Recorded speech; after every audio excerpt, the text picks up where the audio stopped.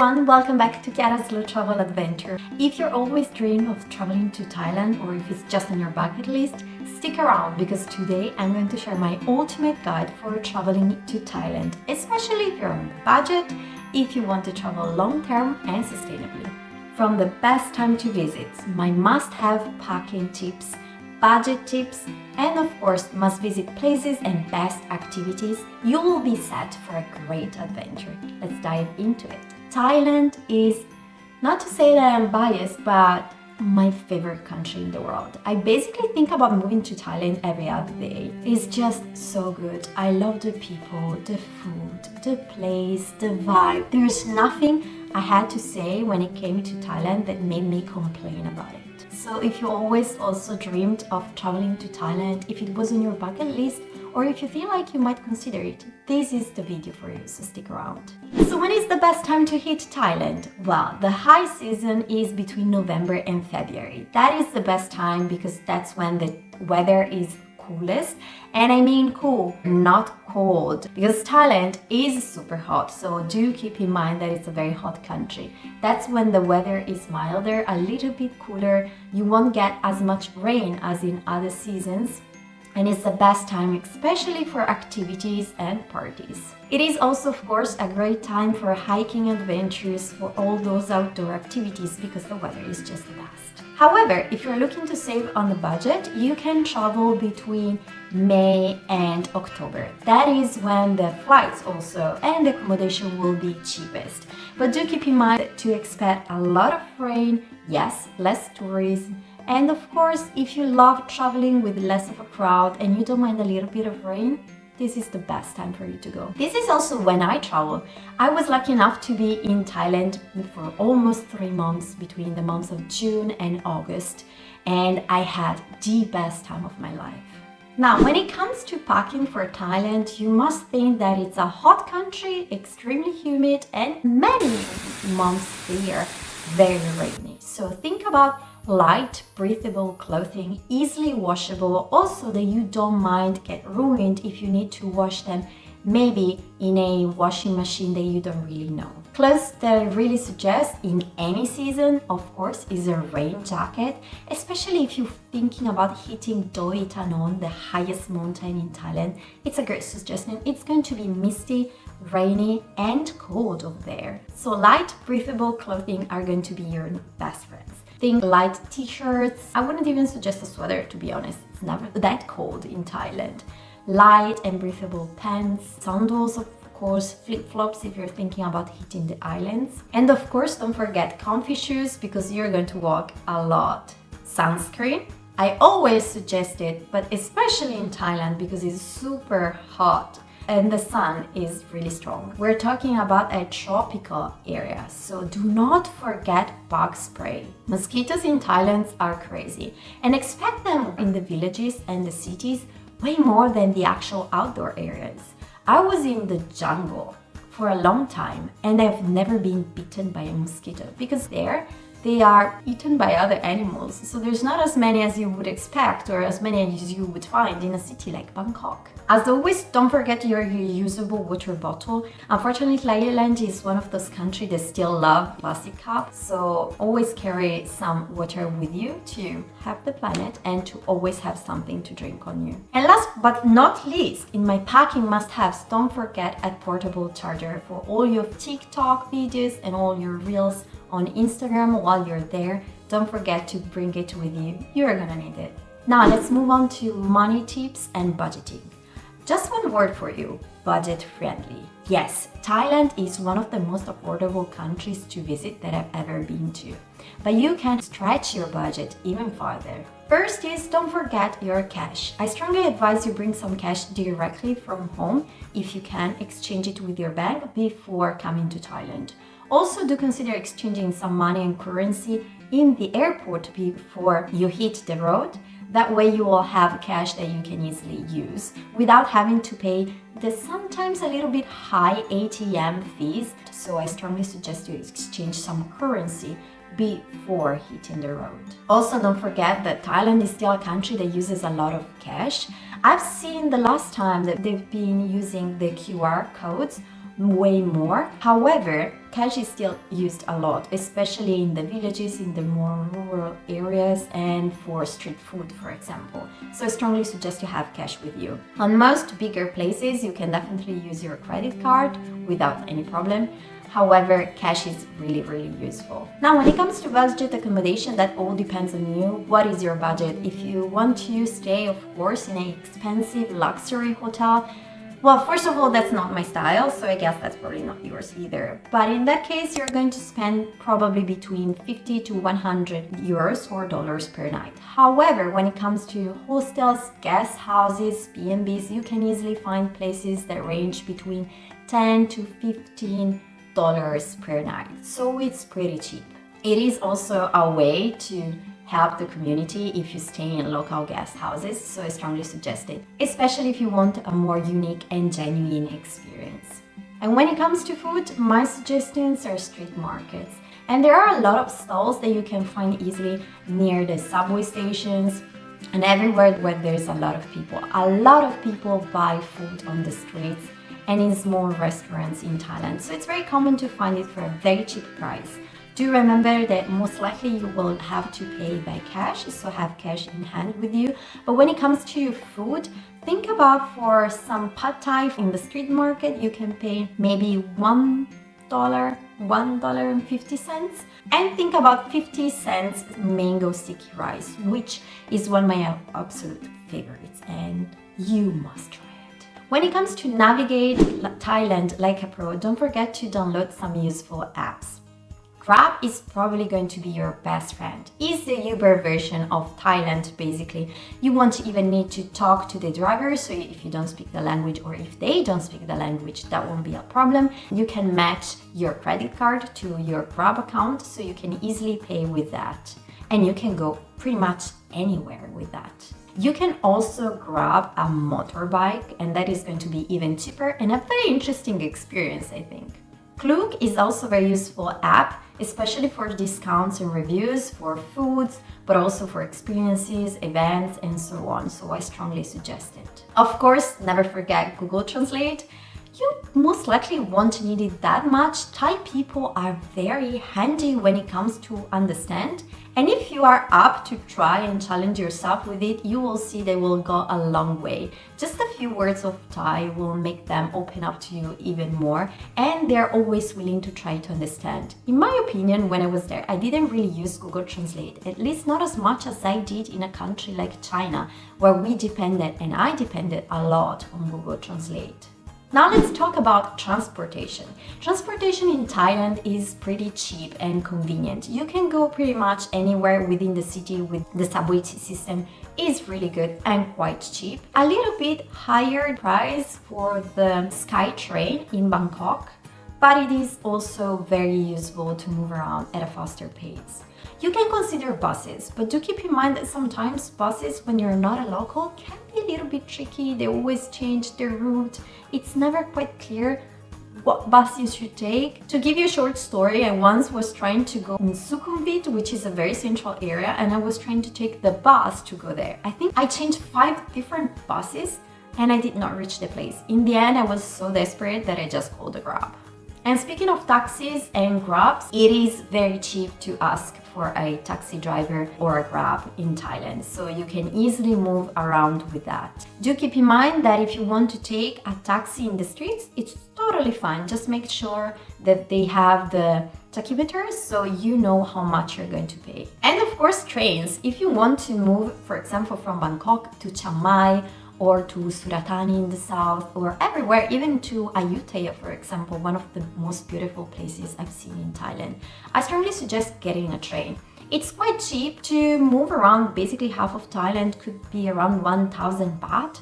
So the price is pretty cheap, but do keep in mind that the prices changes also depending on the type of train you decide to book.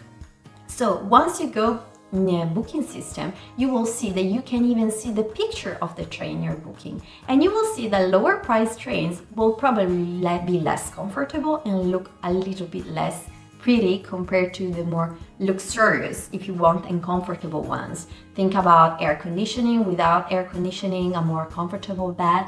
I went on an overnight trip from Bangkok to Suratani, and that took approximately 11 hours. So one time I went there with a cheaper train and one time with a more comfortable one. They're just different experiences.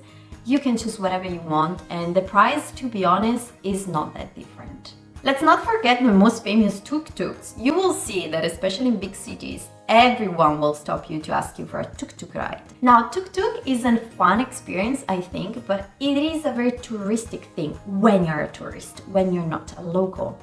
Therefore, they know they will ask you then for a higher price. So most of the time, taking a tuk-tuk, although will sound cheap to you compared to your own country, it's still going to be way more expensive than asking for a taxi or a Grab, where you have your air conditioning and all of the comforts. So I suggest you take a tuk-tuk maybe once or twice, a few times, just to get the experience, but the rest of the time, definitely Grab and taxis are way more convenient. And finally, renting scooters. That is one of the most common things to do in Thailand. So many people, in all Asia actually, move around with scooters. They're very cheap, they're very convenient, especially because of the traffic. So renting one is very common, especially when you're in rural areas. Think about Pai, think about Chiang Rai. It's so convenient to have scooters, or the islands. For the best places to visit, Thailand has something for everybody. From south to the north to the bustling Bangkok, there is something for everyone, especially if you're into things like parties and great activities. Starting from the bustling capital of Thailand, Bangkok, I have to say it is probably my favorite place in all Thailand. It has a little bit of everything. Think about events, parties and bars, places where you can just have fun with your friends, beautiful gardens and parks that you can walk around. There is also a beautiful park a little bit over the river, and it's just huge. You can rent a bike and bike around it. It's a beautiful place, and it even includes one of those famous floating markets. But of course, if you're a history lover like I am, and architecture lover, there's all your temples, the palaces. Wat Arun is probably my favorite place in all Bangkok. Is my favorite temple. It's just so beautiful. And even when it comes to places like restaurants and cafes, there are some amazing cafes looking over the river where so many people like to sit, especially during sunset, to admire the beautiful Wat Arun from the other side. It is just an amazing night view. And of course, when it comes to the nightlife, it's Bangkok. Like, do I need to say more? There are so many places for all tastes and all types of people out there, whether you like to party, whether you prefer a more chill evening. There are bars, there are cocktail bars, anything that your heart basically desires. Also, the LGBTQ community is very strong in Thailand, and there are quite a few areas specifically with bars and places for the LGBTQ community and friends. Let's not forget, of course, museums and exhibitions and all of that. Bangkok, really, I was there for 1 month and 1 week, so over 40 days. And believe me, I could have stayed there longer. I never wanted to leave. Now let's move to the north. We've got Chiang Mai, probably I think the second biggest city in Thailand. Has a lot of temples to offer. I just love temples. I will keep repeating that, I know, but temples in Thailand are probably one of my favorites. They're just so beautiful, relaxing, and chill. There are still places that people live, so you really get the local experiences anytime you go to one of those. Chiang Mai has also a lot of nice cafes and very good vegan restaurants. Also, from Chiang Mai, there are many activities that you can do in the area around it. For example, you can go to the waterfall slides, you can go for canoeing, or you can also go easily with a scooter or a van to Doi Tanon. Doi Tanon, if you love hiking and if you love the mountains, is the perfect place. You get the classic rice field views that you often see, especially from Vietnam, but you can also find them in Thailand. On top, you can find the highest point in all Thailand. And believe me, don't forget to bring a rain jacket and something heavier. There it's kind of cold. It's still pretty high, and you can find a lot of places where you can hike. also on top you will find the Queen and King's Pagoda. Now do keep in mind that this area is very famous for the beautiful sunset. However, reality is that a nice weather over there is really rare. So if it's not a good day over there, even if it was Sunday where you came from, don't feel too demotivated or too sad. It's quite normal. I was there, it was just gray and mist, but it was still quite beautiful. And of course, let's not forget the very famous elephant sanctuaries. I haven't had the experience, but I think it's one of a great way to experience the most famous and of course the secret animal of Thailand, elephants. Now from Chiang Mai, the best places to visit in the area, moving a little bit east, would be Chiang Rai, which is mostly famous for the white temples, which is all over Instagram, and the blue temple, which same, super famous, but also for the black house. I don't know, sometimes people confuse it for a temple, but it's not. It's an artist's beautiful black house, and when I mean beautiful, I mean it. It has such a beautiful architecture and art pieces, and in my opinion is a must-visit place when you go to Chiang Rai. And to be honest, in Chiang Rai, those are the most famous things. But there is one last thing that I think you can do. You can also go to the point where Thailand meets Laos and Vietnam. It's this area where there's also a very nice market where you can buy some gifts. There is also a museum, and it's just so cool to have a view over 3 countries at the same time. Lastly, when it comes to north, near Chiang Mai, you can find Pai. Now, the ride there is going to be long and it's going to be hard on your stomach, let me tell you. But the area is very nice. They kind of call it the hippie town. It is quite a hippie place. And to be honest, when it comes to the town, well, it's more like a village per se. It's the best place if you love partying, if you want a relaxed and chill vibe. And it is, yes, a very hippie vibe as well.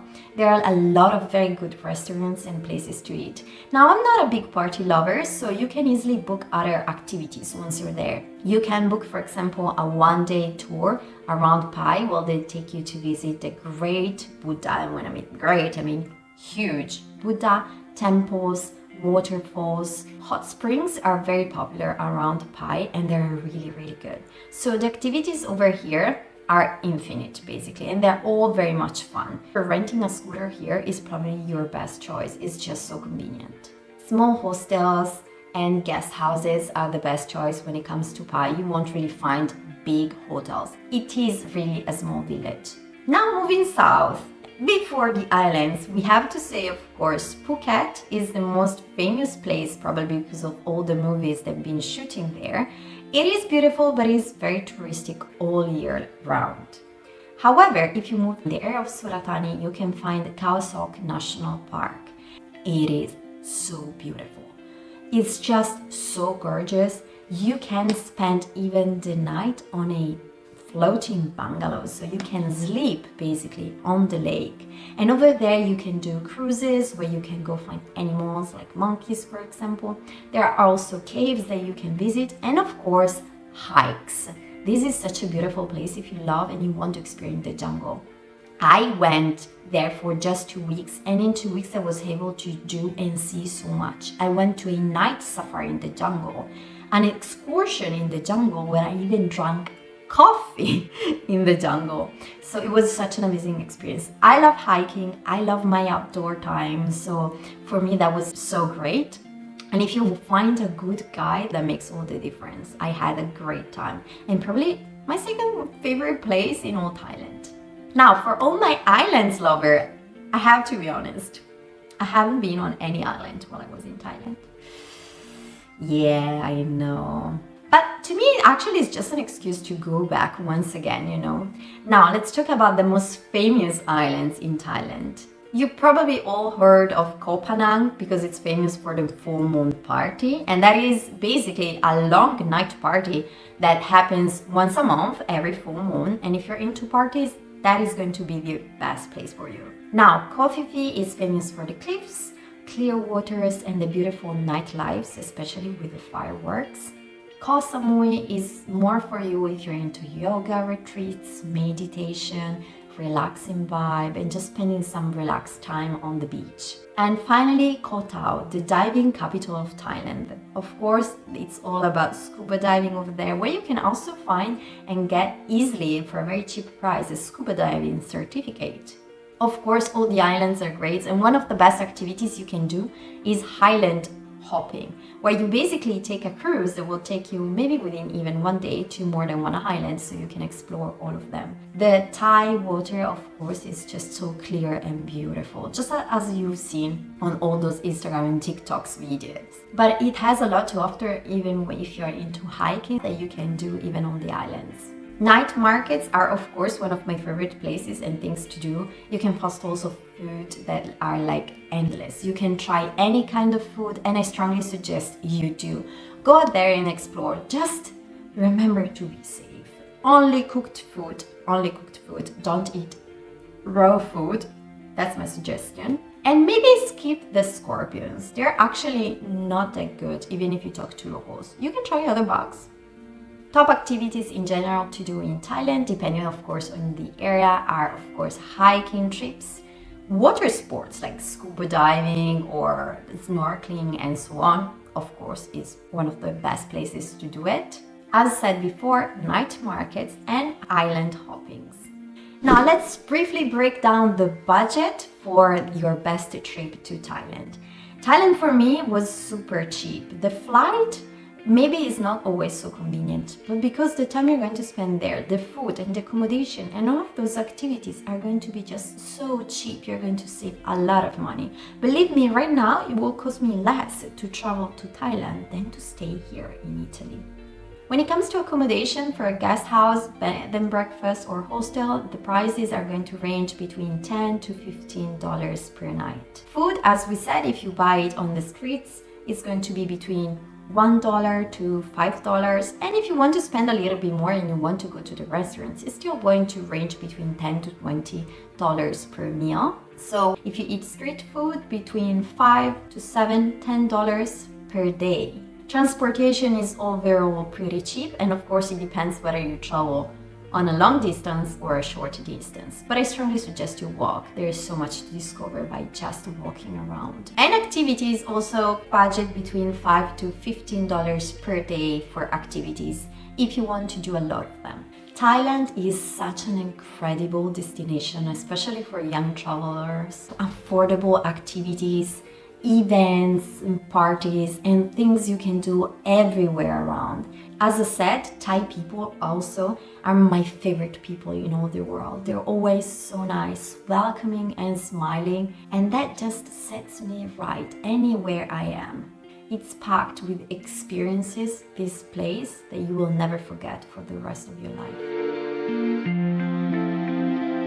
Now, have you been to Thailand and you have any other suggestion to give? Please do share them in the comments below. Or if you have any other destination that you'd like me to talk about, hit it in the comments down below and I will try to cover it. Don't forget to give me a like because that really supports me. Share it with fellow travelers. Subscribe so you don't miss any of my future videos. And I'll see you guys in our next adventure. Bye!